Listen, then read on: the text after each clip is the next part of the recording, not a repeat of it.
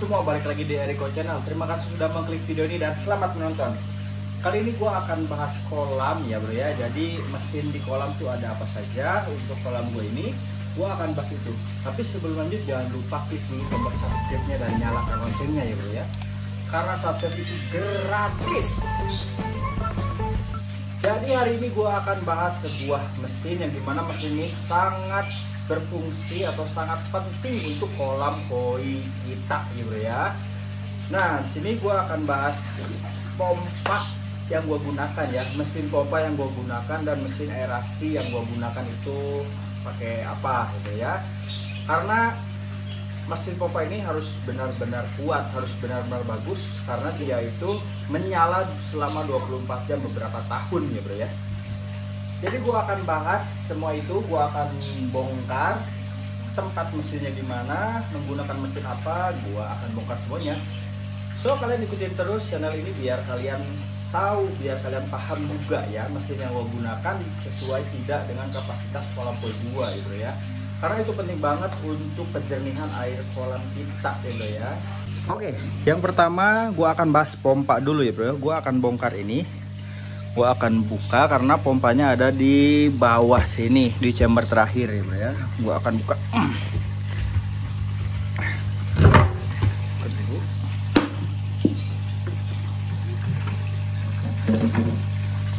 Nah ini ya, gue akan angkat pompa ini, gue akan cabut. Sedikit informasi, kolam gue itu menggunakan arus bawah ya bro ya. Karena dulu waktu pembuatan kolam koi gue ini masih sangat diperlukan ya arus bawah itu. Tapi untuk kolam-kolam sekarang, kolam-kolam di tahun 2023, kadang arus bawah itu tidak dipergunakan ya bro ya. Jadi tidak menggunakan arus bawah lagi, melainkan mengandalkan dorongan dari Uniring ya bro ya. Ntar gue bahas deh sedikit ya. Karena gue juga masih menggunakan diffuser, belum ganti ke Uniring, tapi gue paham cara kerja Uniring itu seperti apa, membersihkan kotoran di atas, mendorong ke skimmernya seperti apa. Oke, balik lagi ke topik pembahasan. Gue akan bahas pompa apa yang gue gunakan. Nanti gue akan angkat, tapi gue skip dulu videonya sebentar karena gue harus bongkar ini, cabut pipa ini, gue cabut ini pipa harusnya harus gue cabut dulu, dan pompanya baru bisa diangkat ke atas ya bro ya. Oke, ini udah gue cabut ya bro ya. Ntar gue jelasin dulu. Nah jadi pompa gua itu sambungan listriknya dari sini ya, dari sini kabelnya ke sini.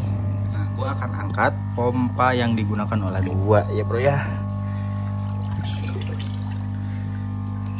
Ntar, buset susah, ampun berat ya Allah.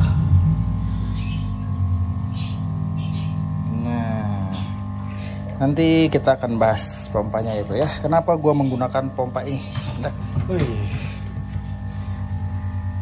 Nah gini bro, penampakan pompa di kolam gua ya bro ya.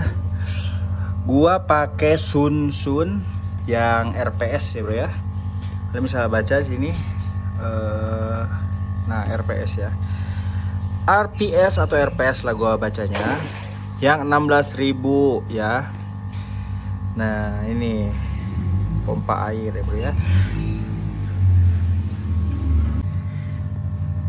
Nah pompa ini sudah berada di kolam koi gua selama kurang lebih 3 tahun lebih ya bro ya. Dan selama itu pompa ini menyala 24 jam selama sepanjang tahun.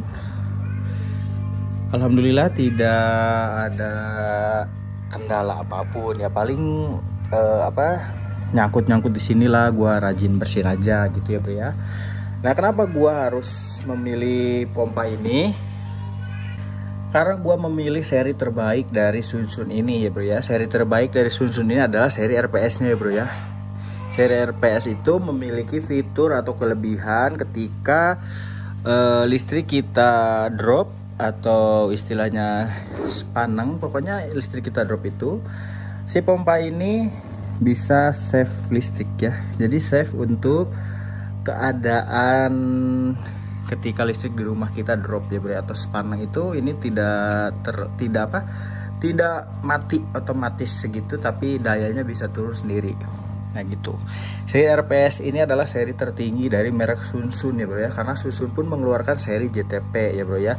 Nah entah apa itu yang membedakan kekuatan atau tenaga isapannya, gua nggak tahu persis.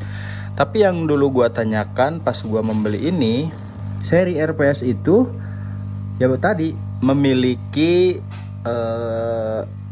penyetabil daya mungkin ya, untuk ketika listriknya nggak stabil atau drop. Nah kayak gitu. Nah ini adalah Sunsun RPS ya bro ya, 16.000 ya. Kenapa gue pilih yang 16.000? Karena kapasitas kolam gue itu 8 ton sekian, hampir 9 ton ya. Kalian bisa hitung sendiri. Kedalamannya 160 ya, lebar 3 meter, panjang 3 meter maaf. Lebarnya 2,4 ya bro ya. Kurang lebih segitu ya bro ya. Nah sebenarnya menggunakan pompa 12 liter per jam pun masih worth it lah, masih bisa. Cuman gue memaksimalkan aja agar lebih cepat jernih atau lebih cepat tersaring kotoran-kotorannya. Nah kayak gitu ya bro ya.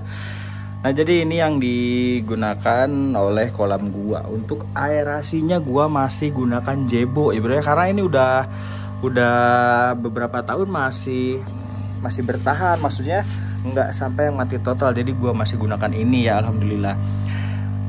Paling pernah ganti membran sama magnet aja. Nah ini kolamnya penuh karena airnya masuk dari waterfall, dan air kolam juga jadi rata gitu ya bro ya.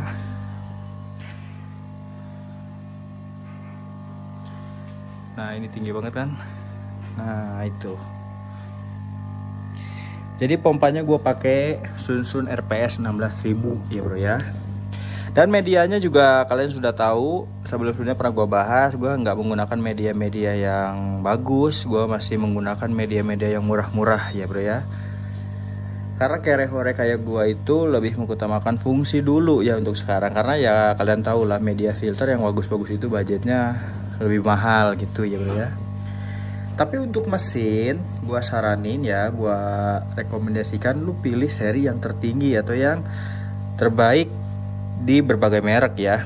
Selalu mau merek apa aja, tapi lu pilih seri yang tertinggi. Karena apa? Karena mesin ini akan bekerja selama 24 jam sepanjang tahunnya, kecuali mati listrik mungkin baru mati ya bro ya. Nah jadi gunakan produk yang terbaik ya bro ya. Karena apa? Karena ketika pompa ini kita menggunakan pompa yang biasa dan rusak, justru itu bikin double biaya, 2 kali biaya gitu maksudnya.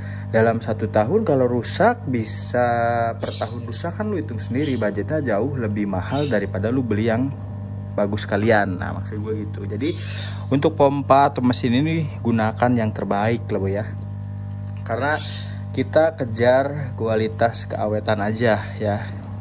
Karena ini udah gua uji 3,5 tahun lah mungkin ya, ini hampir 4 tahunan gua membuat kolam koi ini gitu ya. Oke, gua masukin lagi biar ikannya nggak kenapa-napa, karena tadi pagi udah gua kasih makan ya. Jadi takutnya ikannya pada ngeluarin kotoran dan tidak tersaring ya. Gua masukin lagi. Taruh dulu. Taruh dulu ya. Oke, gua masukin. Nah, untuk kedalaman chambernya itu memang lebih dalam 20 cm daripada chamber atau kolam ya bro ya, chamber sebelumnya maksudnya.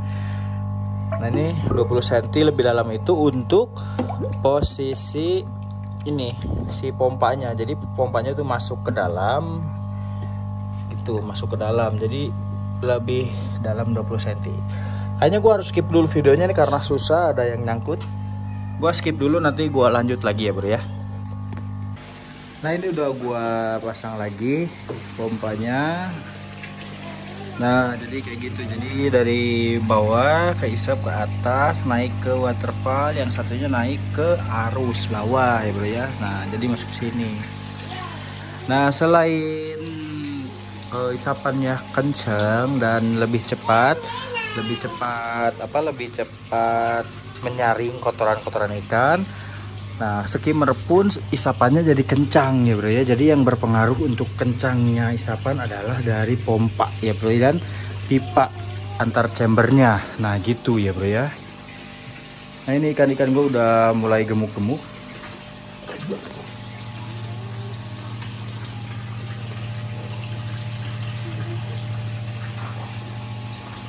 Oke, itu sedikit penjelasan dari gua atau pengalaman dari gua tentang pompa yang gua pilih atau yang gua gunakan untuk kolam koi gua ya bro ya.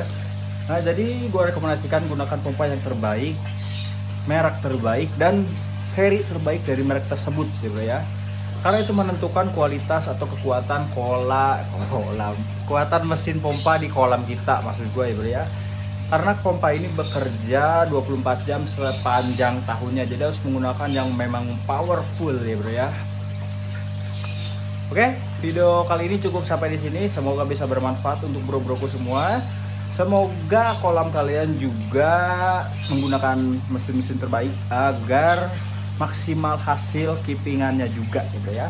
Sampai berjumpa di next video. See you, bye bye.